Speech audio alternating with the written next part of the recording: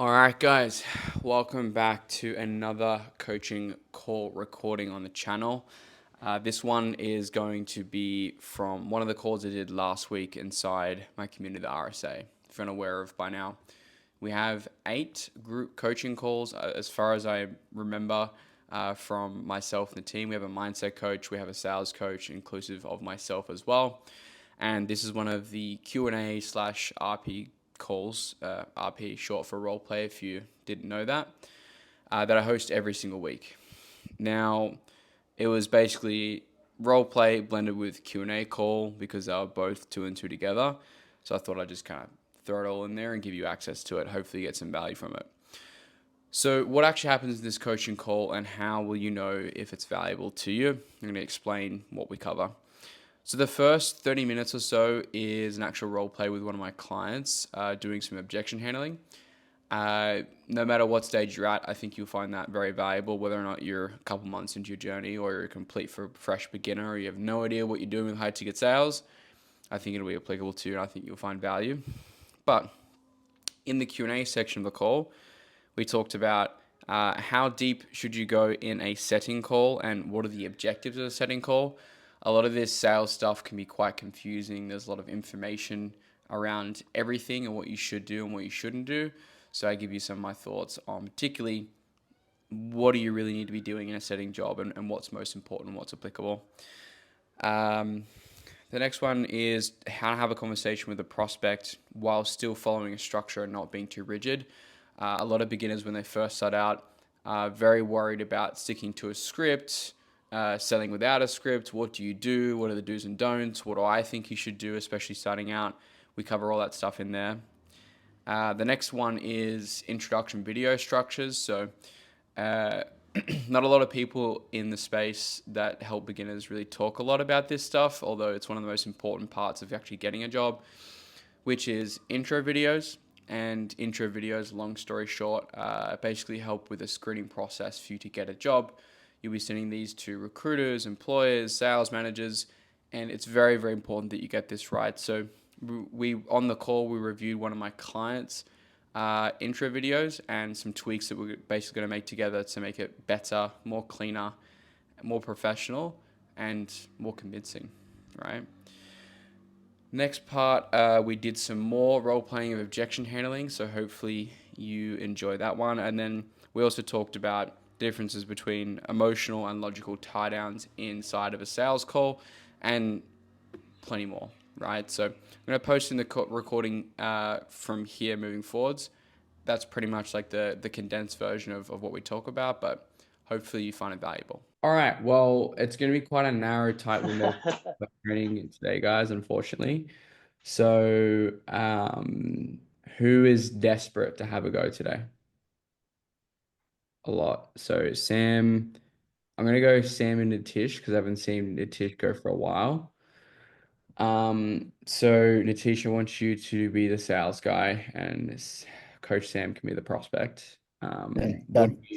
what do you want to practice today, bro? Uh, Objection handling. Okay, cool. What are you selling now?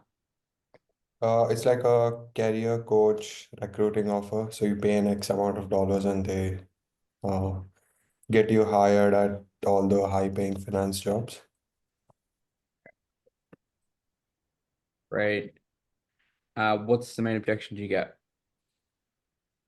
Think about it. Oh, lovely. Okay, great. All right, let's jump straight into it. So Nitish, just lead with, um, would that make sense? So yeah, Samuel, so everything we discussed today, where do you want to proceed from today? Yeah, no, it sounds really good. I'm just gonna have to, have a day just to think about it a little bit, if that's okay. Yeah, that's cool. Funding aside for a minute, we'll get back to that. Do you feel like everything we spoke about today can actually help you get a job? Yeah, I mean, with everything you mentioned in the coaching, it sounds like it can get me the job. Okay. Why do you feel like it would though? Because, you mentioned how your coaches help me with XYZ and that will help me do XYZ. So that's something I'm really looking for in a coaching program. Okay. And you feel like it's worth it though if we got you those results? Worth it? Yeah, I'd say it's decently worth it. Okay. So with that in mind, what are some of the ways that you can possibly find the funding so that you can invest in the right amount of resources and the right skill set to put you in the best position in the job market right now? Like, is the $6,000 doable for you right now? Yeah, no, I have the money. I have the money, yeah. Okay. Okay, cool. That's not a problem. So, can I ask you another question? Sure. Do you feel like our mindset and our decision-making process dictates the results that we get? Yeah, I guess so. And are you like 100% happy with the current methods of finding a job and just applying online and just not hearing back from any of the recruiters, or do you feel like you need to make some change? I need to make some change. Okay. And on a scale of 1 to 10, if you were to place yourself at 1 being I'm not happy with my current methods at all, and 10 being I'm living my ideal life, everything's going according to the way I want, where would you place yourself on that scale? And just don't say 6 or a 7 because everyone says that and it's just not that accurate. So if you were to be Yeah. honest with yourself, where would you place yourself on that scale? Oh, probably zero, to be honest. 0? Not happy at all. Yeah. Okay. And so yeah, 0 is like pretty bad and nothing's working out for you. So uh, do you want that same decision-making process that got you to be a 0 to dictate your results moving forward into the future? No, definitely not. Why not though? Why not just keep doing what you're doing? Because I'm pretty miserable in my current state, to be honest. Miserable? Like, how do you mean? Yeah, it's just, I'm working as a bartender and, I have this degree, so I want to really get into financing and, I don't want to be stuck in this one without any growth. Mhm. So, so what do you feel like you need to do to put yourself in the best position possible so that when you do go to bed tonight, you know that you have done absolutely everything uh, you need to do to put yourself in the best position in the job market? What do you feel like you need to do? Mm, I guess I need to invest in myself. Mhm. So, so yeah, are you ready to get onboarded? Um, yeah, yeah, no, I'm just, I've never spent this large amount of money before, so I'm still a bit scared about it. Okay. Can I tell you a story, Samuel? I promise Yeah. I won't. Okay. What was the story? So, nearly 3 years ago, I was in the exact same position as you're in, sitting on the other side of the Zoom call, and I had a decision to make. I Hmm. was 20 years old, fresh out of college, working at a dead-end job. I was living with three other roommates in this tiny apartment, barely making rent, and watching all my friends just land all of these amazing jobs straight out of college. And I was just stuck at this uh, retail job, just scanning items at the register. I was pretty demotivated. So every night I'd come home, scroll through LinkedIn, just apply to a bunch of jobs and just not hear back from any of the recruiters. And I've just been doing this all over again because I didn't have that exact route or the roadmap to proceed. I Mm. apply like over thousands of jobs every single week, and none of those jobs fit in the right skill set or the experience. So I wasn't in a position where I wanted to be in. And that day, I decided that I was going to take some action and do whatever it takes to achieve that goal.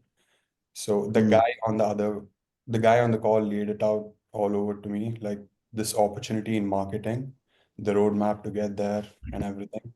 So I barely had savings, but I knew if I didn't make that change then, I was I would still be in that same spot years later, wondering what if I did this, what if I did that. So I made a promise to myself that no matter whatever happens on that call, I'm going to lay all my cards on that table and I'm going to make this jump so that when I do go to bed that night, I know that I have done absolutely everything humanly possible to put myself in the best position possible. So I understand where you're coming from. Like I understand this is a big move for you and feeling a little anxious is it's all right. But what do you feel like you need to do so that when you do jump off this call, you know that you have done absolutely everything possible, put yourself in the best position uh, possible? Because just think about it. If just going away and just thinking about it, or doing this and that, that's not going to be a needle mover at the end of the day. So taking an action, that's what is going to ultimately put you in the best spot possible. So, what do you feel like you need to do so that you have done absolutely everything possible and you have gotten all of that resources moving forward into the future? Yeah, I mean, I guess I need to take a bit of a risk. Mhm. So, you ready to get onboarded? Yeah, let's do it. Cool. Good stuff, bro. Impressive. Very, very good. There's always improvements and feedback I have for you, but yeah, that's good. You've done a lot of the hard part, which is like just getting the structure down and knowing where you're going, which was solid. And again, we can always make improvements and tweaks, but that's a good, strong form of development over the past couple of months. So I'm very happy with that. Been practicing, been watching all of these role-playing Oh, trainings. I can tell for sure. No, it's great work. You've done well. Very happy with that. Cool. All right, Samuel, what do you think he did well and what do you think he can improve? Um, so right off the bat, I know you put money aside, but I feel like you didn't really get to the bottom of it before you started handling that money of it. So if you did say like, yeah, funding aside, would you still do it? I'd say yes. I'm like, okay, so is this a matter of fear or like logistic, right? And then once you figure that out, then you can go into the fear more. Um, when you went for the first reframe, you did a really leading question. Um, so I think I forgot what you said, but you start off with something really good, something that I could have answered, and then kind of tell you more about why I wanted to join. Um, and then you said, "Oh yeah, are you happy?" And I just said yes or no, right? I feel Yeah. like if you made me expand more on my pain points, that would be good. Um, the story, it was pretty strong. I just felt like it was a bit too long-winded. Um, like at a certain point, you kind of lost me a bit.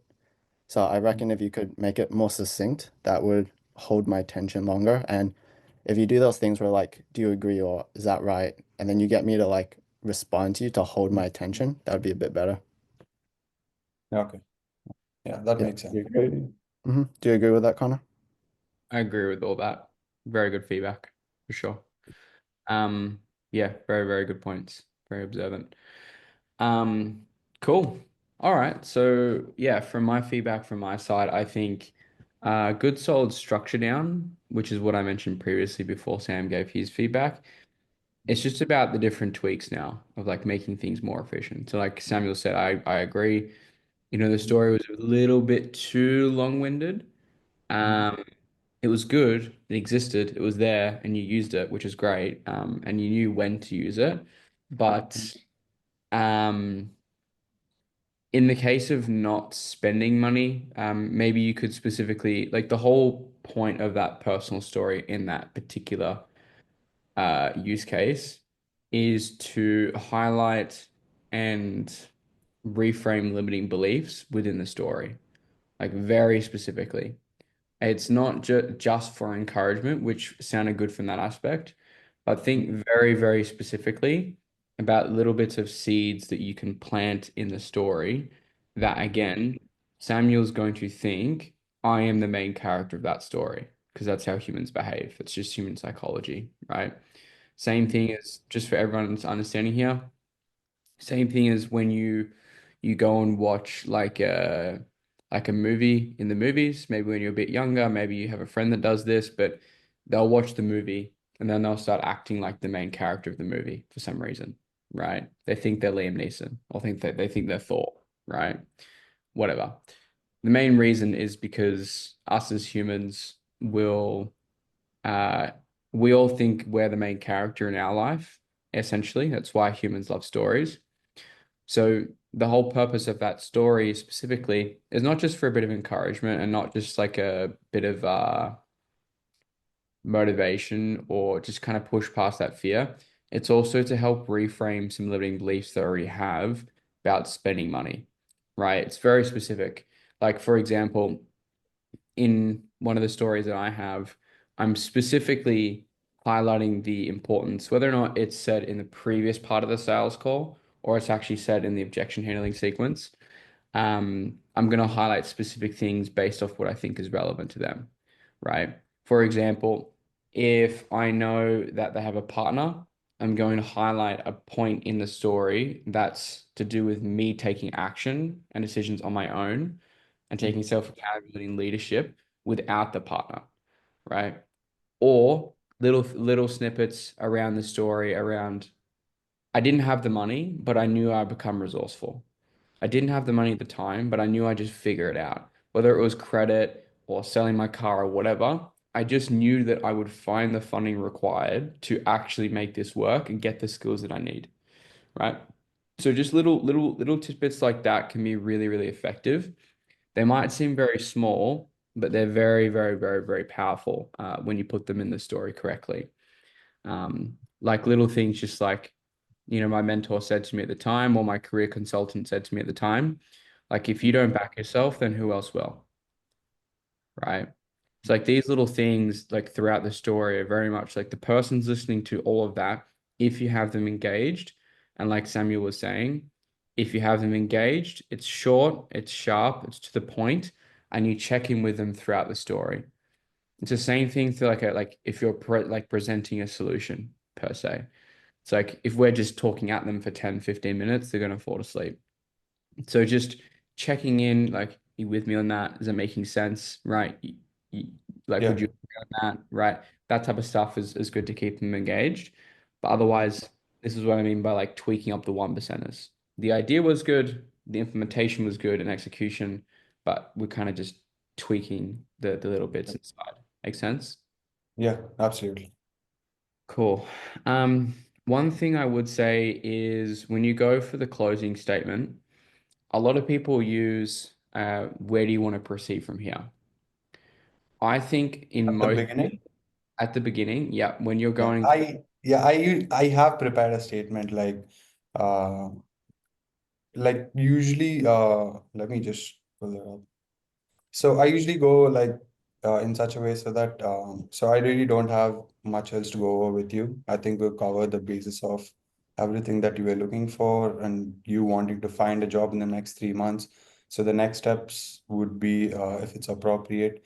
Most clients usually have some form of payment method, like PayPal, credit card, debit card. That's usually the statement that I usually aim for. I'm not even talking about that. I'm just talking about the last words that you say at the end of that is the important part. So do you usually say like where do you want to proceed from here? Or how do you want to proceed? Sometimes. Okay. What I would try and do that work best for me, it's more assumptive and it's quite neutral, which is Mhm. just the words, would that make sense? So I started experimenting that with myself. And again, that's all sales is about, guys. It's just the little small minor changes that make all the difference. The words, would that make sense? It's pretty illogical for someone to say no to that, especially after the discussion you've had if you've done discovery correctly. It's Mhm. somewhat assumptive. So you're asking for the order, you're asking for the sale, but it's not to a point where you're pressuring anybody, and you're not kind of just pushing them into a box. You're just saying, like, would that make sense? In the prospect's mind, yes, they may give you an objection afterwards, and that's totally fine, but they're very extremely likely to say yes to that. Whereas, where do you want to proceed from here? Or, you know, would you like to do that? Or how would you like to proceed? That's very open. It's very, Mm. very open. You're giving the decision to be in the prospect's court. So right away from the get-go, I'm thinking, well, even if we weren't role playing, like Samuel's decision to say, well, I want to do this is totally warranted because you're like, where do you want to see proceed from here? If that makes sense. So it's too Yeah. open. This is the best way or the way that I view it. Does that make Mm. sense? Yeah, absolutely. So, So I, do you have like a statement that you usually uh, say at the end of the sentence, in like instead of what I said? yeah, so I just say, would that make sense? Okay. Everything you said before was fine. It's like the lead in. It's just like, yeah, typically how we, get our clients on board is, we take some form of payment and then we do this and we do that. And then, get everything in place so that you can have everything that you need to actually make this career transition that you've been talking about and actually start making the money that you and your family deserve. Right? Would that make sense? All right. That's the question I always ask after that, and that's always worked very well for me. Okay. Um, Other than that, good going for the money tie down right away. So that was good tie down to the solution. I like the words you were using as well. Um, I wouldn't necessarily ask the question, do you feel like it's worth it? The only reason I would ask it is if you're really just trying to clarify whether or not it is a value concern or not. But if they've already told you previously, which you should have done in the process prior, any questions on that? Like, do you feel like it's what you're looking for? And can you tell me why? Um, I wouldn't be asking the question, do you feel like it's worth it? Because they've already told you that this is a solution that they want, if that makes sense. Yeah. Yeah. Okay. It's like we're kind of giving room for error when we ask that question. Same thing for where do you want to proceed from here? Right? Okay. We're giving a chance for something bad to happen. And in sales, we want to minimize that as much as possible. We have the least friction as possible throughout the sales call. Makes sense? Okay. Is Yeah. So everyone, avoid that altogether. what was that? So just avoid that sentence altogether in the objection handling phase. I would say so for now, Okay. unless you have a specific intention behind it. Okay. Is that making sense to everyone so far, though? So everyone's getting that. Everyone's with me. Okay, cool. Um, I would say again, overall, I'd be curious on how Sam felt as a prospect, but again, structure's good. You know where you're going. You have your strategy. You're not running out of things to say, which is great. It might be your accent. It might be that as to why I feel that way, but it felt just a little bit uncalibrated almost, just like the tiniest bit. I'm curious on how Samuel felt, whether or not that's just the way I felt, but Yeah. Um, I agree. Probably if you like emphasized your tonality a bit more, I think that would help. But also in terms of uncalibrated, maybe like when you got to the story, it was a bit just monologuing. That was when I was really lost. But start, it was good. I'd say if you like had a bit longer pauses, that might have kept me more engaged. Yeah. Okay. yeah, I'd agree. Okay, that's helpful. Yeah, because I just wanted to make sure it wasn't just me. So again, everything's good foundationally, but to me, it just sounded a little bit like it sounded too good, maybe. Like it sounds like you know exactly what you're going to say, et cetera, et cetera. And you should sound certain in objection handling, but it sounded almost too calculated, if that makes sense. Again, I might be wrong here, but that's just my perspective. So take it with a grain of salt. Um, when the prospect says, I've never spent this amount of money before, what does that mean? Fear. Yeah. Yeah. particularly around what? What's his Uh, fear? Fear about spending money or Correct. okay. Yeah, 100%. Just important that just curious whether or not you knew whether or not to identify that concern or not, which Yeah, is I knew if he said that, just straight go for the story because in one of the previous calls you just mentioned, there's like a comfort zone speech, like the story that you say. So Mhm. I had that story prepared in my mind. Perfect. No, that was great. And I knew that you went that to that place, but a very big part, and which is coming in the advanced sales training module that I'm building for you guys to be released next month as well. A big part of objections is actually knowing what they actually sound like, right? Because if you don't know what they sound like, then how can you interpret what they are? So, big part there. And the only last bit of feedback I have for you is you were so close. You were so close. When you went for the second loop commitment question, when you were going to ask for the order, ask for the sale, you just went a little bit too long and you repeat yourself once or twice. Yeah, yeah. I Yeah. was I was just a little bit nervous at the end of that. And that's totally fine, right? That's why we do that here, right? So you were so close, but just keep it super clear, right? And I know that you probably went for like what do you have to do so that when you go to bed tonight? Because that those words were more contextually relevant to like a think about objection. Was that what's going through your head? Yeah, yeah, Yeah, I thought so. So that's fine. Um, but as we move those commitment questions up, it was good flexibility at the first half, but then you repeat yourself.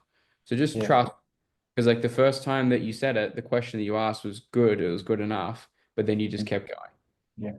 So just trust that you know your structure and trust that you know your strategy and just follow through. That's all. Good feedback, bro. I'll just make some changes. That's all it's about. It's all it's about. But again, it's good. I can see some very significant development from like months ago to now. Good, clear structure. You know where you're going. You're not running out of things to say, which is, the main parts of objection handling, especially to 10K a month. Mm. Yeah. Is there any questions off any of that feedback? No questions, bro. I just made note of everything. So I'll just work on it. Perfect. Does anybody else have any other questions based off any of that? No. Great. Sweet. All right. Well, we'll just flip over to the Q&A call now, considering it's just 1 minute too.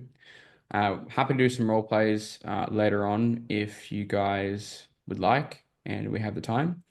There may be some core reviews that we do today, so we may be taking a look at that.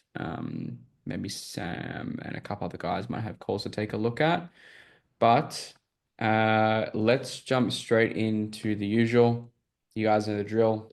If you've got a question, feel free to raise your hand. Well, actually, Sammy Worker, it's your first call, no? Yeah, yeah, it is. All right, Yeah, I was a beautiful. bit late because I only just finished my 9 to 5, so I tried to jump in as quick as I could. No stress, no worries. We were just flipping over the Q&A call, so it's perfect timing. So, Easy. wanted to introduce Sammy to the rest of the group. So, just as I welcomed Nathan earlier, welcome, bro. Hey, he's going. It's good to have you. Thanks. Yeah, it's been great so far. Amazing. I don't know. It's been so honestly, bro. I was gonna wait till I spoke to you on Tuesday, but like to be honest, it's all I can think about, man. Like it's ridiculous. As soon as I've joined here, like when I'm at work, even when I'm not at work, like even going to bed and shit. Like I don't know, it's weird. Like I've never, obviously it's like this the thought of something new, but like just wanting to learn this, man, is like a whole new level. So yeah, I'm excited to be here. Love it, dude. Love it. Yeah, And it's special because Sammy's from Tassie as well. If you guys know where I'm yes, from, yeah, special. So yeah. good to have you here, bro. So welcome. Everyone here is very friendly. You find, sorry if you're not Australian here, but Australians get along with Australians pretty well. So there's a lot of Aussies here as well on the call. So definitely feel free to reach out. Everyone's very warm and welcoming. Um, Sure. far as like these calls and how they go, it's really straightforward. Uh, just like the guys who've got their hands raised at the top there, if you just click on Zoom with the React button and just raise your hand just like that, um, I will go ahead and answer the questions that the guys have from left to right. And then once Yep. we've answered all questions and everyone's run out of questions, if we do so, we'll just pass over to some role play, some call recordings, or we can even look at one of my calls if we run out of stuff to do. Does that make Yeah, I don't sense? really have a great deal of questions so far. It's more so just like, yeah, just getting a gist of what's really going on and everybody else around sort of thing, you know. So Sounds good. yeah, yeah, Sit for back. sure. Cool. Beautiful. All right, let's dive in. Mr. Dunn, what have you got for me? Yeah, one of the top, like more top performers on the off I'm working on, they're using like the faster framework in like just like in the middle of the call, just smack bang in the middle. Is that something you would recommend? Like usually don't you do it at the end if you get objections? Great question. So for me personally, again, I've never implemented the faster framework on a call because I've never sold fitness personally myself. But from my understanding, as far as like using the framework, it's actually more of a preemptive thing to handle objections later on, not rather a use it when you get objection type of thing, right? Because that's what Oh, discovery is really all about, ultimately at the end of the day. And faster is a part of that because if we know already up front beforehand, uh, all the different ways where the person can save money or where they become more resourceful and they give us a money objection later on, well, we can handle it much better because it's like, well, you've already said you'd be open to making some cuts and changes around your lifestyle, around smoking, restaurants, entertainment, all that other type of stuff. So when the objection does come up, you've already walked through what they're spending and that they're ready to cut back. So you can yeah. just go, great. Well, you only really need XYZ dollars per week. Would it make sense to maybe cut back on a bit of the smoking, a bit of this, a bit of that? That'll free up at least $300 a week. You know what I mean? That makes sense. Yeah, yeah, yeah. Yeah, cool. I don't know. I feel like it's just long and convoluted, just like chucking the thing in because you're asking like, oh, are you eating fast food? It just feels like unproductive conversation. But yeah, I guess what you mean. It's not necessarily unproductive conversation because that in itself is an objective specifically for fitness, which is what you're selling. Because a big objection you're going to get in fitness is, well, I don't have the money or I don't Yeah, want to, right? So it is, in essence, a part of your process. The whole FASTA framework doesn't have to be super bloated and super confusing, like, not at all. Like, it can literally just be very straight to the point. You can be very direct with your questions because you contextualize it in that way, right? It's just like, cool. So, as one of the head coaches on the team, I wanted to ask you some questions about your lifestyle and et cetera and et cetera. We call it the FASTA framework, right? So I'm going to take you through that now, and then just go, okay. what's fast food looking like? This. It literally should take less than 3 to 4 minutes max like to accomplish that. It's just like there's no need to be secretive about it or it needs to flow super well. It's very direct, black and white. Do you do this? Do you do that? Do you do this? Do you smoke? Do you not? Like it's very like back and forth, if that makes sense. Cool. Got it. Thanks. No worries. Levi, big dog, landed the job at eight-figure company. Not so bad, bro. Not so bad. Oh, I can't hear you. How's that? Can you hear now? I can hear you now. Got me? Sweet. Um, yeah, so I wanted to get your perspective because I asked this to someone else the other day and it was a good answer. But being present on a call, while still kind of running like a script structure in front of you, like I kind of struggle with that a little bit coming back to being present and listening really well to the person while Mhm. still trying to follow a framework. Would you recommend against even using the script and just going kind of off the just off the framework itself? I personally, are you talking about in reference to sales or appointment setting? A bit of both. If there's a yeah, I wouldn't mind knowing sort of the difference between the two of those as well, as in whether you do one for the other or not at all for either. I think the same premise I'm going to tell you is applicable to both from my Okay, perspective. sweet. So in appointment setting and on a sales call, you have a set of objectives that you're trying to achieve. So in a setting call, we're trying to find out, is there something we can sell them?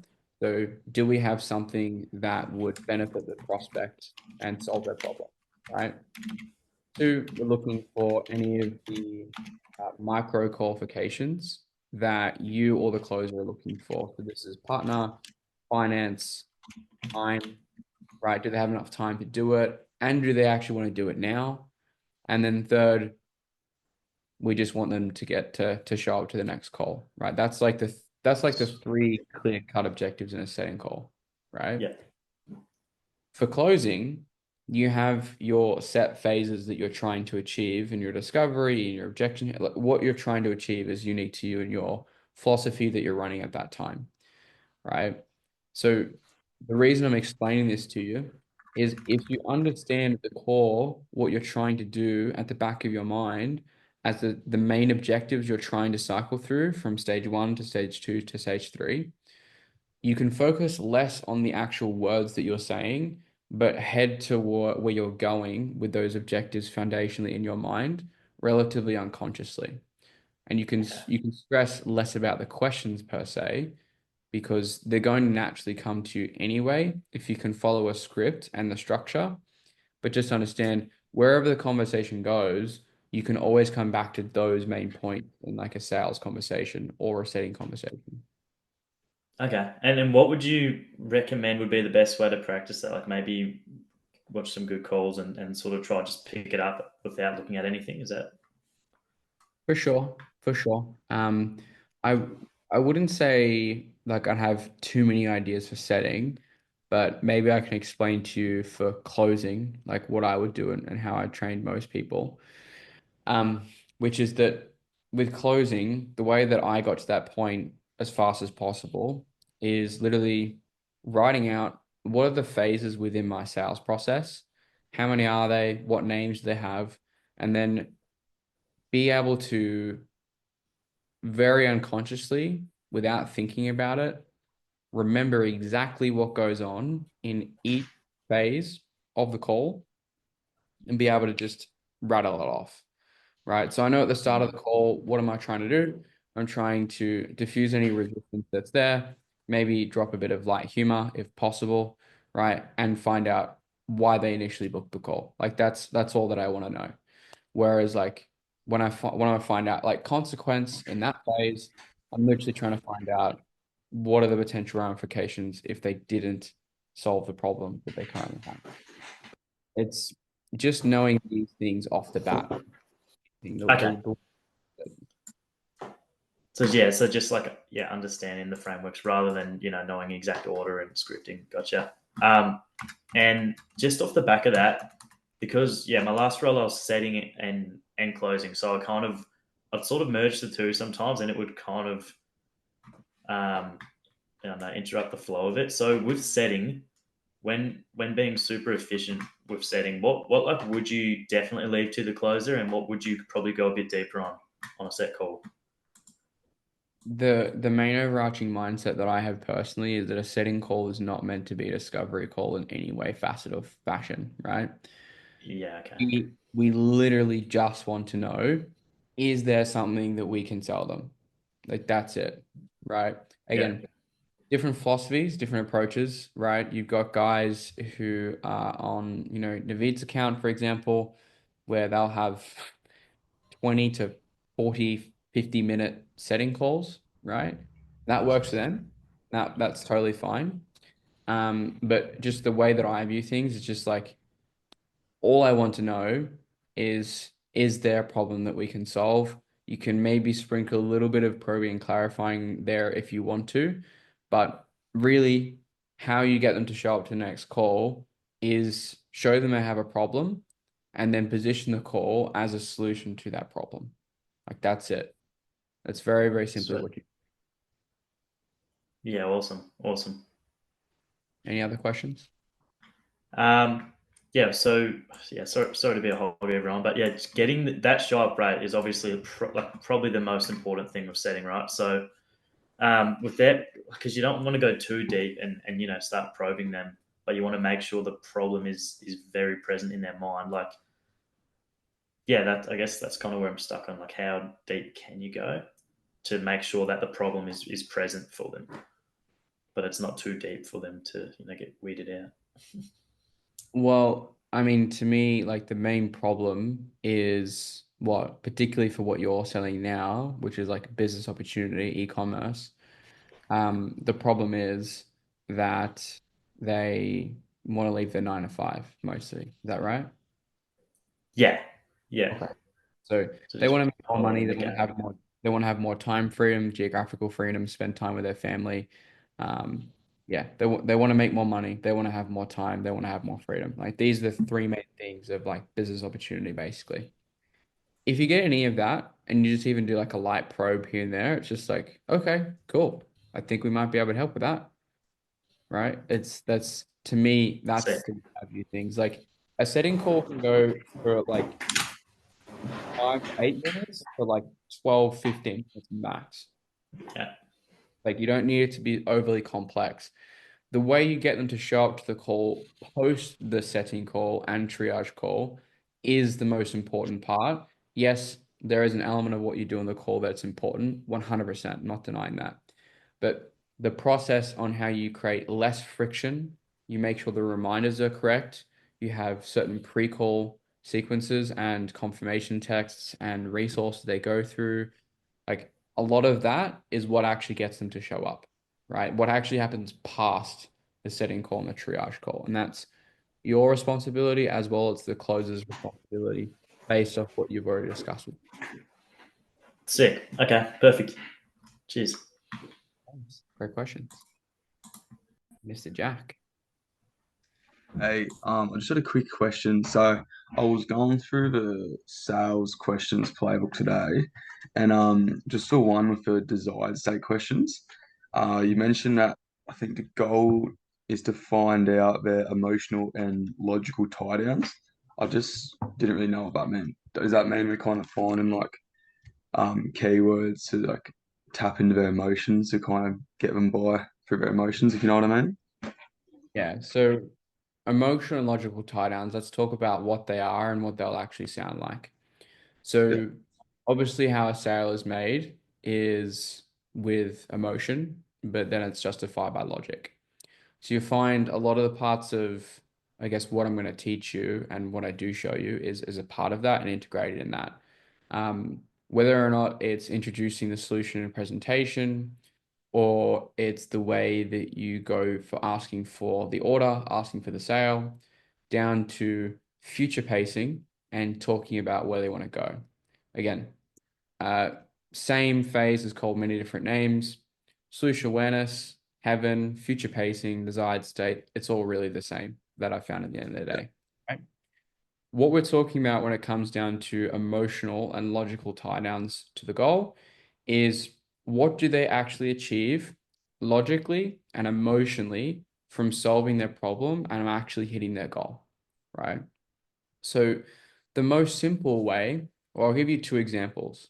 I'll give you B2C example and I'll give you B2B example. So B2C example, a question that I might ask to find out like what are the actual logical tie downs, what are the things that they get from when they solve their problem, would be if we're able to come in and actually help you get to that point with your business where you were only 10K a month, how might things be maybe different than they are now? The prospect is going to think very logically, right? They're going to give you very logical answers. well, I would buy a new car. I would spend more time with my family. I'd take my wife on holidays. I'd do this, this, this, this, this. The wording in which you ask that question very specifically will give you logical outcomes and desires. You with me there? Yeah, get it. Same thing as like, if they'll earn more money, it's like if you're able to earn that type of income, like what would you be able to do that you can't currently do right now? So this question very specifically is going to give me logical answers. Making sense? Yeah, So again, the way that we hear this is new car, freedom, spend more time with my family, do this, do this, do that. Like it's just doing, right? It's attaining, it's gaining. Whereas an emotional tie down is hearing things like I would feel less stressed, I'd feel more happy, I'd feel more fulfilled, I'd feel more on purpose, I'd feel more like the father that my children would want, right? Or that I've always wanted to be. I'd feel like the leader that I've always wanted to be, right? They're going to tell you emotional based answers. Now, how we actually get that is two questions that my favorites that I've learned from my mentor, which is number one, which is my one that I normally use, is like, what would that do for you, maybe like personally? So, emphasizing the word personally, that's the word they're going to think about. The word personally is attached to emotion. They're usually going to give you an emotional answer, right? That's usually what will induce that. Um, there are certain variations you can do of this, and sometimes that's not going to be very good for B2B or B2C. But again, it's just some statements to throw around and try around yourself. The other alternative is how would it make you feel to do that? So the word feel specifically is going to get us an emotional response if we emphasize the word, right? So how would it make you feel to do that? The only word that the prospect's actually going to hear and think on is feel. Same thing as personal, like personally, right? So you can see how the difference in the pausing and tonality and words you use is going to change the outcome of the question that you get. Making sense? yeah, that helps heaps. Thank you. No worries. Just one last example before we move on. So I wanted to give you an example of the B2B. So, Yep. we said B2C, like how do things be different? It's very similar, the same for B2B. Like if we were to come in and help you fix this bottleneck with the ads and fix up your media buying, like you mentioned you've been struggling with, like how might things be different for the business than they are now? Same thing, right? So you can Yeah. see it's generally applicable across like whatever you're selling. Doesn't really matter. The questions are going to remain somewhat the same, but most importantly, the structure of how you make a sale, no matter which philosophy that you're using, whether it's this guy's or this guy's or this guy's or this guy's, it's all going to come down under the same umbrella. It's just mainly sometimes different phases are going to be in different places and different questions are going to be used because one sales trainer says do it this way and then do it this way, but it's important just to understand the principles of what you're doing. Yeah. Yeah, right. Thanks heaps. Good question. Cheers. Angel. Um, hey Connor. Quick question. How do you know if it's a good DM setting role, other than the obvious like proof of concept? I would not be the best person to ask for sure because like I haven't had a DM setting role myself personally, but I mean, other than the obvious of what you mentioned, proof of concept, That's it. all the other general stuff you have in screening protocol in RSA Original 1, all those questions are the questions I'd be asking. So just go to the original RSA and go through screening protocol. Have you seen that? Mhm. So just go through and ask those 6 or 7 categories of questions and gather that data. And when you have the data, just bring it back to me and we'll cross-check and reference together once you have everything. Okay. Cool. I think Thanks. no worries. I think the only other obvious thing that I can think of is like because your DM setting, You definitely want to focus on the closer's average close rate. It's very important because if you're setting leads and the closer can't close, if it's the founder or if it's a closer, um, you're going to be doing a whole bunch of work for nothing, right? Makes sense. And DM setting is usually quite low paid, so you want to be making sure your work is amounting to something. Okay, got it. One more. In setting call, like who talk about that before. Anyway, what is a good initial goal in a setting call? Like, is it enough when they say, okay, I want to make more money or I want to lose weight? Is it okay? Is it enough? Or like that? Or like you want to probe a little bit more in a setting call? I think it's enough personally. It's enough. Okay. Personally. So take that with a grain of salt. I'm very wary of like the advice that I give you and everyone else because there's now, 50 plus sales trainers that are all like, you have to do it this way and you have to do it that way. Just personally myself on the way that I think should like what works and what should be done. I really don't think you need much in a setting call. I want to make more money. Great. Okay. Let's talk about in a longer conversation of how we could possibly do that. Like it's not something that you're going to go super duper deep in, where you're going to just go super crazy intense with the questions you ask and just go, yeah, but everybody wants to earn more money. Like, what do you really mean by that? Like, we're having a very basic, brief conversation in that setting, components. Like, to me, I want to make more money. Great. That's a problem we can help with. Right. That's it. Right. I want to make more money. I want to spend more time with my family. Sick. Well, you should have another call. Like that's all that really matters as far as like a qualification in my mind. Same as like if you help people get more clients. I want more clients. Oh, great. Okay. We can help with that. Let's have another call. Right. We could potentially help you out with that. Just making sure the language is correct. All right. Just like keep it simple, right? Not to overcomplicate and setting call. Okay. Got it. In the way that I view it personally, yeah. Thanks. No worries. Big dog Ryan, what's happening? Good, Not much, bro. How are ya? good. What's the news? It's good, bro. Tomorrow will be a week since I've been in the Goldie. I moved up here. Big, very, very big. Are you up there with Yeah. Benny? Nah, he's still down in Benalla. And he's spewing that I'm up here. He's like, mate, I'm looking on flatmates. I'm going to try and get up there ASAP. He was meant to come, but yeah, he's just trying to build some cash at the moment, which I think he's doing. Yeah, it looks like you've been busy on your Instagram stories.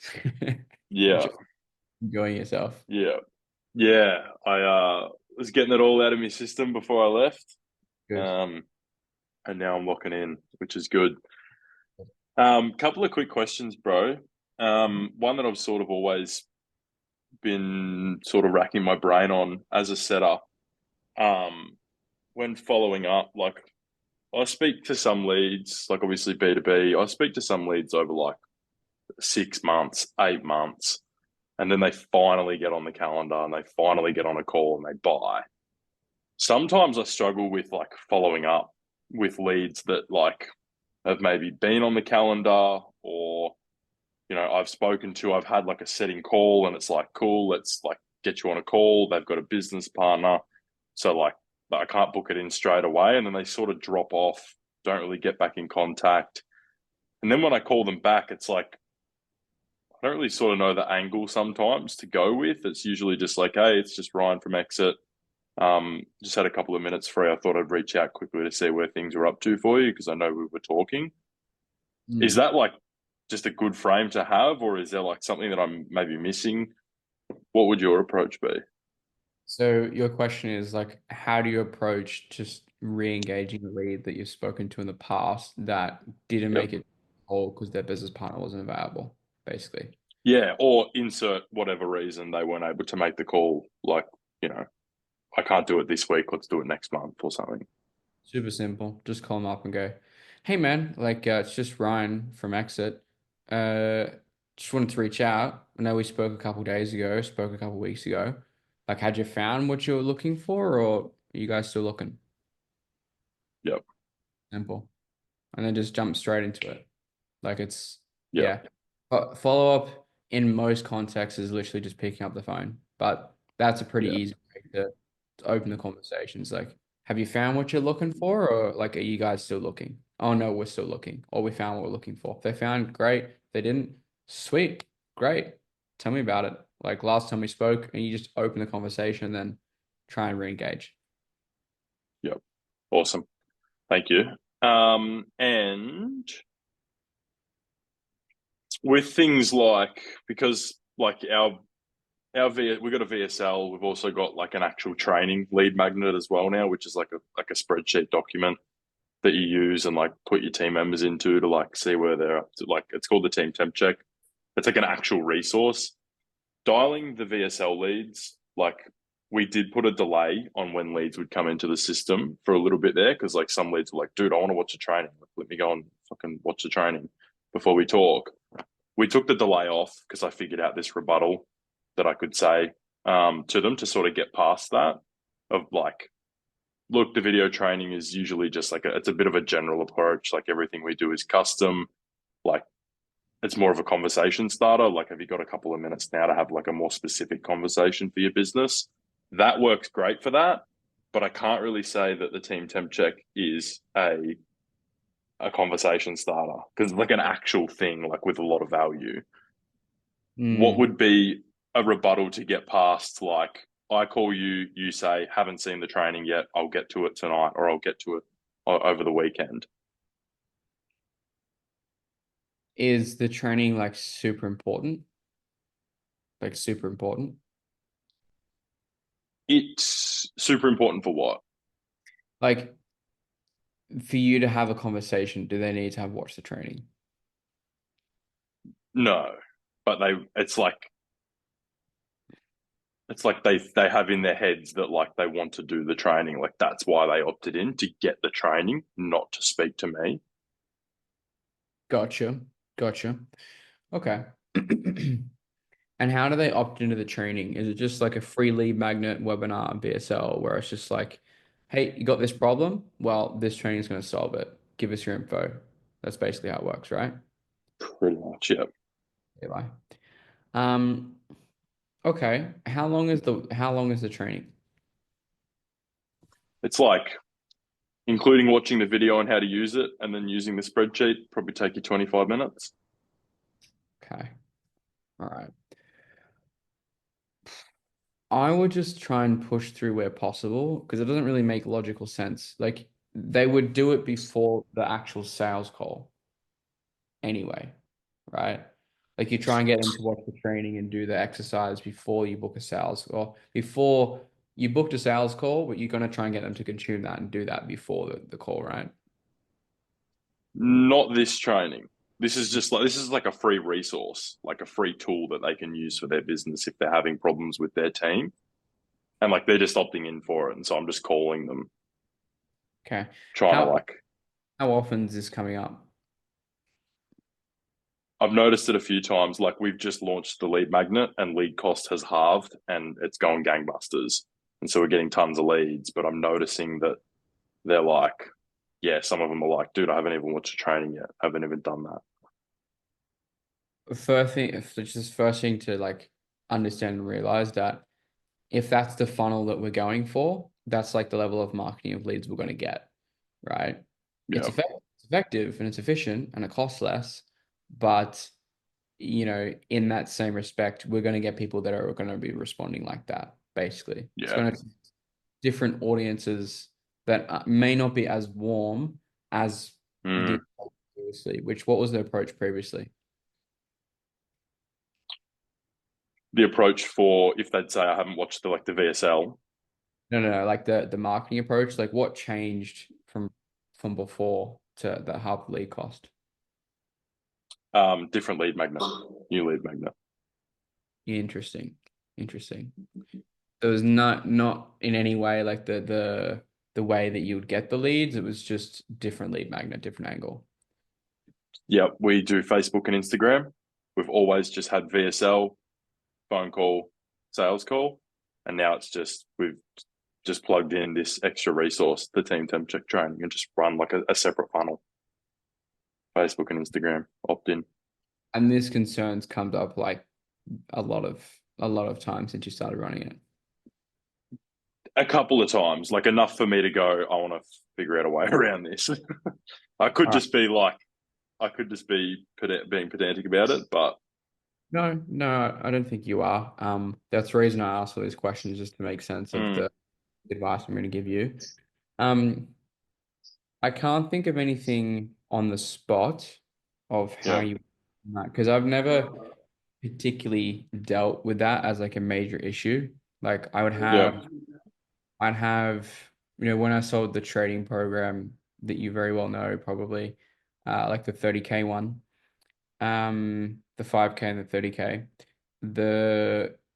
there was a training that they could go through. That was a book even, but it never even had an issue. Like there was an ebook and an actual physical book, like it was a book funnel. So you would assume you would get that a lot. So I think you can just kind of just try and push past it. Like come up with some type of rebuttal that's maybe a bit more sneaky and smarter than me just saying push past it. But like that funnel that I worked on was, a free book funnel, and maybe it came up here and there, but it wasn't a recurring issue. So I can't think of a specific thing that you would say on the spot, especially if I'm not dealing with respect. Yeah, no, that's all right. I'll brainstorm on it. I'll try and come up with something, and I might flick your message. Yeah, See what you think. Come up with one. We'll look at it together. Yeah, awesome, bro. Thank you. No worries. Great questions. Corey, what's going on? Mr. Ecom over there. How you doing? Good. Hey, just going off the back of Levi's question before, like our setting script is just like it's so I don't know, it's just like I feel like it's too deep.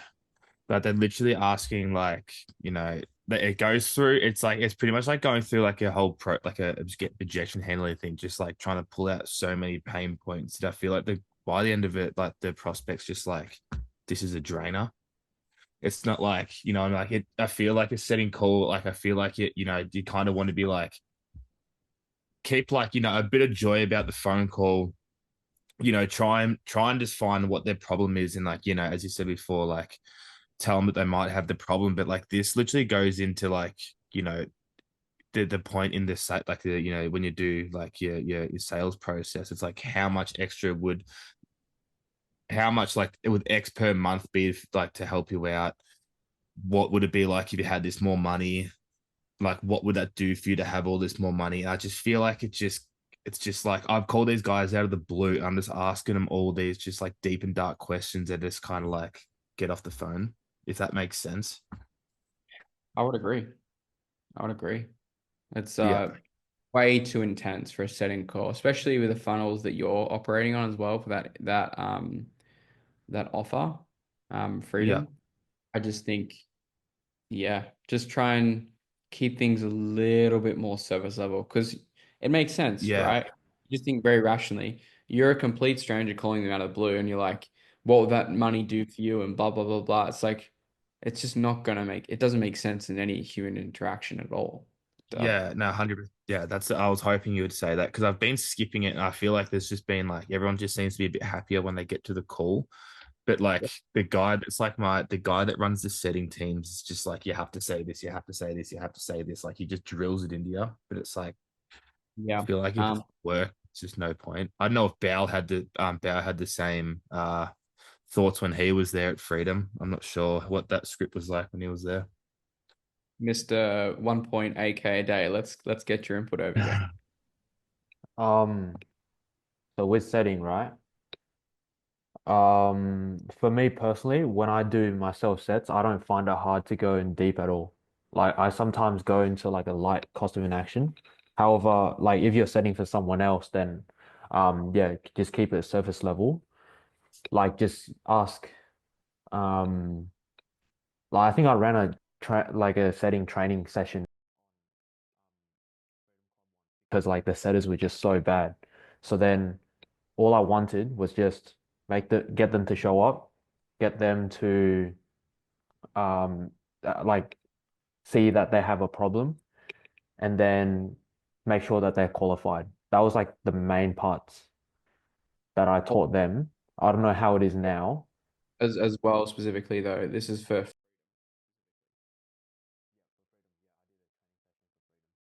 okay, Yeah. cool.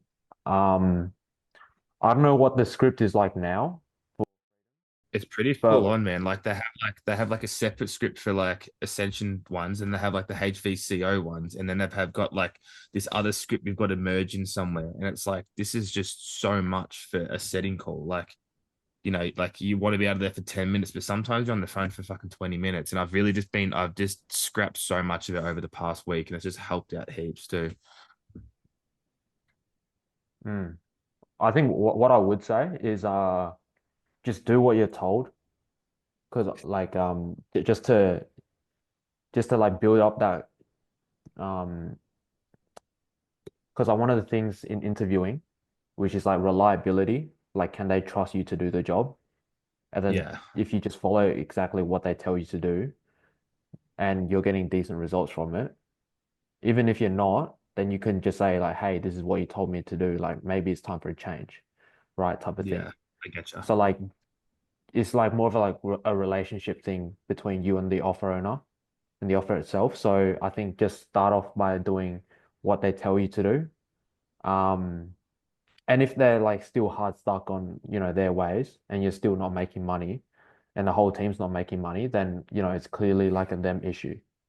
So then just like, But the whole like the top setter at the moment is making like 2.5 a week, so it's obviously working. But I just feel like there can be a lot of corners cut to make it more efficient as well. I'll yeah, I'll I'll say, is he doing exactly what the setter manager is telling him though? That's what I need to figure out. Yeah. That's where I'm at. I'm probably going to say probably not. Yeah. Um, just find that out because that's good. You've observed that, but again, we need to know whether or not he's doing exactly what the center manager is saying. Yeah. Because half of them cannot hold a conversation to save themselves, and they're still doing all right. Like some of them just like cannot string a sentence together, and it's just so choppy on the phone. But seems to be working for them with the script they have. So maybe that's where they've started from. It's like I guess if you get good enough, you can pull things out, add things in as you please. That's how sales works, bro. If you're the guy that's pulling in results, you can do whatever you want to do. 100%. Before we move on, just even an example of that. Like I have a client, I won't say who they are, but they're on a very top offer and they can literally do whatever they want because they're the top earner in the offer and they can do whatever, like they can do anything, right? They can pull off the most ridiculous work hours, they can have the most ridiculous demands because they're in sales and they're the top performer. It's like either you do what I tell you to do or I'll walk. And they're not going to let their top person walk because they're the main money maker. So yeah, same thing, Corey. It's like if that guy's doing 10K a month, appointment setting as a top performer, he'll just be able to do whatever he wants because what he's doing is working. Yeah, that makes a lot of sense too. Any other questions for Big Boy Bao? No? What are you having for dinner? What? You were eating some before, yeah. It's morning time over here in Dubai now. Oh, Is you over making there? Yeah, he's making big moves with Kashi now. Maybe we'll get him on an interview at the end of the month before he leaves. We'll see. We'll see. hey, surely one more 15K piff, and then yeah, we'll get that. That's all we need. That's all we need. It's gonna happen. It's gonna happen. It's on the cards. We'll do it right over there. Cool. No worries. See you, Ryan. Sweet. Answer all your questions, Corey. Yeah, thank you. Wonderful. No worries. Thanks for your input, pal. Um, Nathan, what's going on? Hey brother, just regards to intro videos and sending off those like initial videos. I got some good feedback from my missus, just about confidence and like the way I'm presenting myself. I got a good bit of feedback from a few members of the community about like what to structure and how to structure what I'm saying. But yeah, just wanted your opinion on like what to emphasize on. Is there things I should mention, shouldn't mention? Just a bit of the structure behind it. For sure, for sure. Let's just go off of what we're seeing in the posts here. Let me just share my screen real quick. So I think you posted it in the community for some feedback. Yeah. Let's probably just watch it together, to be honest. And I'll give you some feedback after. Let me just share my screen with the audio. Second. Yeah, we'll take a look at it together and we'll break it down. Right. Yeah. Give you some main pointers. All right. Cool. Can you see that? Okay. Yeah. Yeah, I see that now. Great. All right. G'day, Phone Sales team. Nathan here. I just want to jump on, film a bit of a quick introduction video. Just introduce myself, give you a bit of a rundown about who I am as a person and just the things that I've experienced personally and a bit of my professional background as well. So one of the things I value most about myself, and I feel like is very important for myself, is my work ethic. I've spent 11 years as a carpenter. 4 of these years I spent in the mines as a construction leading hand in Western Australia. And I've worked through some of the toughest conditions physically, and that's really shaped me as a person. Built some incredible mental work ethic. I've spent 11 years as a carpenter. 4 of these years I spent in the mines as a construction leading hand in Western Australia. And I've worked through some of the toughest conditions physically, and that's really shaped me as a person. Built some incredible mental resilience, my management of time, my leadership skills, ability to just learn fast and just adapt to the changing situations, especially in this kind of environment. Every project that I worked on myself or managed was always finished to the highest of standards and always on time. And most of all, I'm a builder. I build quality over quantity, and that's been a non-negotiable for me in all aspects of my life. On top of this, last year I completed my yoga teacher certification in India, which I'm now a qualified yoga teacher. This was actually for my own personal well-being, but would love to help others in the future. It's not a priority at the moment, but definitely a goal in my life. I've traveled a lot and experienced many different people, cultures, and it's really just helped me understand people, communicate, just understand people from all walks of life. And everything that I've learned from my professional and personal background, I'm now implementing into my sales journey. I've got a great mentor who's always guiding me in the right direction, and each day I'm just trying to strive to become a better version of myself, professionally and personally. So yeah, I'd love to discuss some things further with you. If you think my character fits your company, yeah, I'd love to discuss some things further with you. So thanks for your time, thanks for your consideration, and I look forward to speaking to you soon. Beautiful. Okay, great. So I'm gonna go off some of AJ's feedback here as well because I thought that was pretty good as well. Yeah, that was great, man. Jules. Very detailed. So yeah, cool. So first couple of things I noticed was the speed. So the speed at which we're talking is very fast. So the thing you want to understand with intro videos specifically, I'll share my screen in a second and we'll go through AJ's feedback. The thing you want to understand about like intro videos is it is not a resume. It is not to sell yourself in any way. It is very much just to see you, how you present it, how you communicate, because everything that you're going to sell yourself with is based off of in your resume that you're going to send them, right? All the stuff that's going to sell you, all the stuff, all your accomplishments, achievements, and stuff is going to be there. So unless asked for your experience, don't put it in there otherwise. I liked how you focus on transferable skills. That was quite good. But the main thing, did they say keep it on 2 minutes? There was no time limit. It just basically said, give me a give me your past experiences, which in sales I had none. So I just kind of related to what I have Perfect. experienced. Which is good. That's exactly how you should do it. But if they don't give you a specific time limit, keep it at 60 seconds specifically. Okay. There is a training. Have you seen the training in the portal on intro videos? I haven't. So I'll go Okay. and watch that when we finish here. So if you go to Infinite, actually, no, I'll just check for you.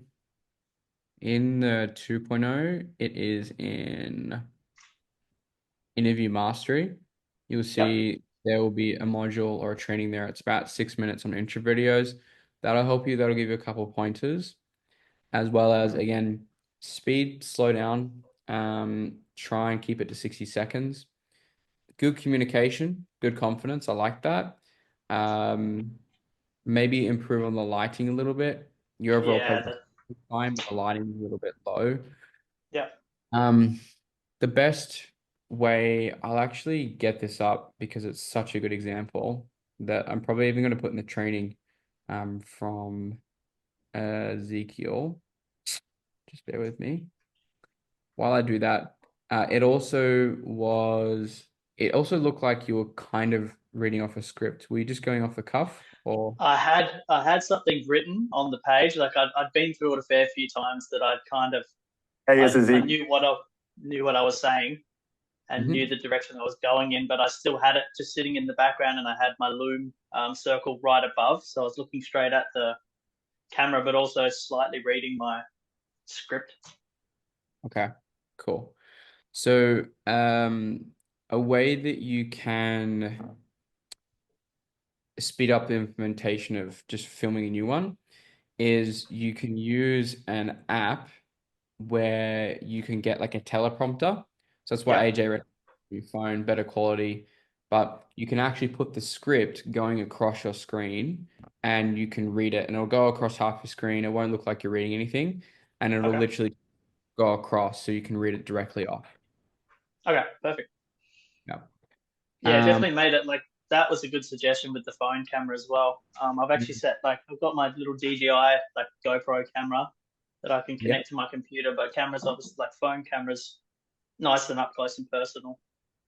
Yeah, for absolutely. those videos.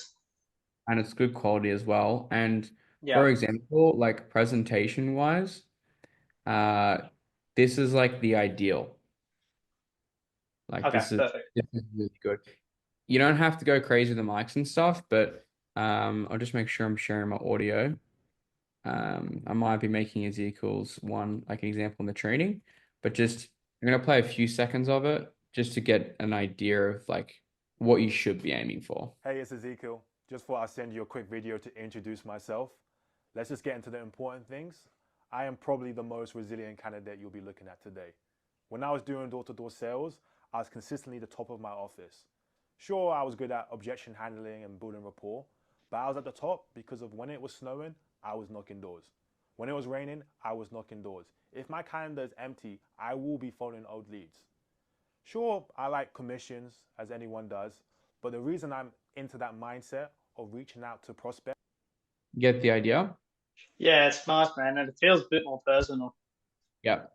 Clear, professional, audio's good, lighting looks good. Yeah. All that stuff. Very, very, very good intro video.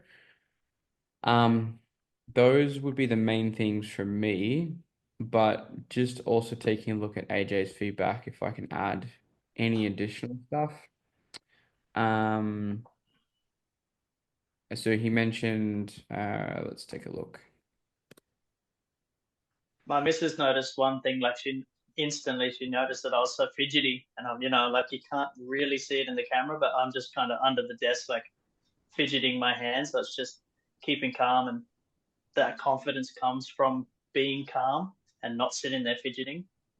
Yes, 100%. Yeah.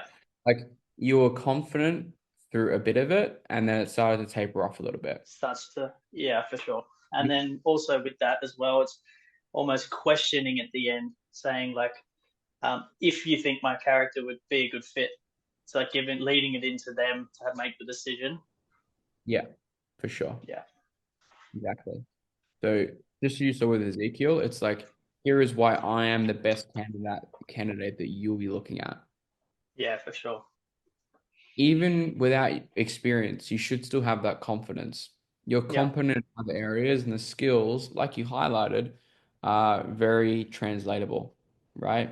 So definitely bring that confidence to the table. I would say I would agree with pretty much all of AJ's feedback after reading that. Yeah, perfect. Any other It's one questions of on that? those. No, that was it, bro. I just went back and kind of went back to Word and just rescripted things a bit and shortened, a bit more like short, direct sentences as well, Perfect. instead of And just like with the speed and just flowing it all out and getting lost in it. and feel free to send over your script once it's done as well, and I'm happy to review it as well. Perfect, man. Thank you, Mushy. No worries. Going on, Sam. Hey, I'm just shamelessly sitting at the back of the line because I'm itching for a role play. So if we could do a quick objection one, that would be golden. I'm being hammered with these money objections. About like 70% of them. All right. Who wants to be the prospect for Coach Sam over here? Josh. He's like, why not me? Of course, me. Of course, always. He's ready to go. Damn. So money objections? Yeah, camera off because I do phone closing. Ah, Yeah. okay. All right. I'll allow it. I'll allow it. Okay. Interesting. Cool. All right. So the one off upfront. Sorry? Money objection. Yeah. Money objection, interfere. Sure. Cool. Yeah, so the one off upfront investment, if you were to do it in just one go, that's just 1,500, that's 1,500. Do you have any questions about that? No. Okay. That's no worries at all. So should we get rock and rolling? Yeah, it's just too much. Too much. Okay. Well, what do you mean by too much? Like, I don't know, like if I could even make that work, that's so much money. Okay. Not a problem at all. Can I ask though, like funding aside, would you still do it? Yeah, probably. Probably. Why though? Um, because the personalization, the guarantee, the guarantee. The guarantee. Okay. So then would you say, it's more about finding the funding so then you can learn the skills to XYZ like you said you wanted to? No, like I got taxes coming up. My missus's birthday is like 2 days down the line, and I got a lot of shit coming up. Like there's a lot of things, like a lot of expenses. Hmm. Okay. And like from our conversation today, I do want to see you achieve that and I do want to see you win. So would you be open to having an honest and open conversation about how much money you have to allocate to your goals? Um, Not really. Like it's still a lot, man. Okay. No, I get it. And I assure you it's a common problem we face with a lot of our clients starting out. You know, I guess you could say taking that leap, it's uncomfortable, right? Yeah, it definitely is with that amount of money. Hmm. So I want to ask you, like, do people grow inside their comfort zone? No, I don't think so. Not No. many people I know do. Yeah, exactly. So that feeling right now, it means you're going because, if you were sitting there as cool as a cucumber, I'd probably have to check your pulse, you know what I mean? So that feeling, it's not going to go away. All we get to do is decide how we use it. Because the way I see it, we have two options. Could let it constrict us and not get to our goal of XYZ and things get worse, or we can shape it into taking massive action because, we can put some skin in the game and it has to work. So which one would you rather do? Um, Probably like not let it constrict me, but Hmm. it's still a lot of money to spend, especially with all the things I got coming up. Okay. No, I get that. I guess like what happens if you do let it constrict you though? I mean, I won't let it constrict me. Like, I'm super motivated. Like, after this You're call, super it's really motivated. changed me. Yeah. Okay. So, now that you have that mindset, like what are you gonna make sure, what are you gonna do to make sure it doesn't happen? Sorry. I think I'm gonna, start cutting back meals. I'm going to, I'm finally gonna get on that keto diet. Like, once I'm gonna keep supplementing the keto activate, I'm Mm, gonna get on that diet, and I think I'm gonna get my gym membership back actually. okay. Yeah. And I know that you mentioned you were looking for some accountability, right? Yeah, that accountability. Yeah. So, like, I do want to ask you, like, when you go out there and you try to do it yourself, what do you think is more risky, Doing what you're doing, keep doing what you're doing, and, it might potentially get worse, or would you like to invest in yourself so you can get that accountability to reach your goal of XYZ? I'm not sure. I mean, like it's changed. Like I got the motivation. I don't think I'll fall off the wagon again. Right. Okay. Can I offer a different perspective? Yeah, sure. Yeah. Do you think that, oh fuck. Sorry, I've lost it. I don't have that many reframes in my pocket. No, that's fine. That's fine. That's good. Um, First thing I'll say is, well done on just staying in the saddle, because that's Mm, half of what objection handling really is about. But there's no specific technicalities, intricacies that I'm going to tell you. mm, Super straight to the point. You need to just slap Josh around. Like slap Josh. he's being a bitch right now. That's what he's been. He is being a bitch. That's what he's been for sure. He's the prospect he was playing, and I would like to hear Josh's perspective, but oh, my girl's birthday's coming up and this, that, blah, blah, blah. It's just his priorities aren't straight. Like he needs to Mm, be slapped. Like he needs to be slapped. No, like little no like reframe that you're gonna slap on him is really gonna work at this point. It's literally he told you verbally, oh, my girl's birthday's coming up and this, that, the other thing. Like, what really is a priority right now? Is it this or that? Right. It needs to be like more of a slappy conversation moving forward. okay. Um, Especially with those particular prospects. I think, Yeah. yeah, I definitely struggle with those type of prospects because I let them walk all over me, especially during the discovery. And I think that's why I can't create that value. Put your big boy pants on. Put Yeah, Coach Sammy's pants on and just start steamrolling him. Right. got it. Puff Mm, your chest out. Start walking around like you own the place because you do. Like they're coming to you for help, right? They may not have booked the call with intention, but they bought a supplement, right? But they're there to speaking to you there and now. So just as the same advice I gave to Bao when he was first starting out, when he kind of felt the same way, is just put the big boy pants on, think daddy's here, and just start slapping him around, right? That's the way you got to think, right? Especially yeah. kind of making that shift from being nice to being more assertive.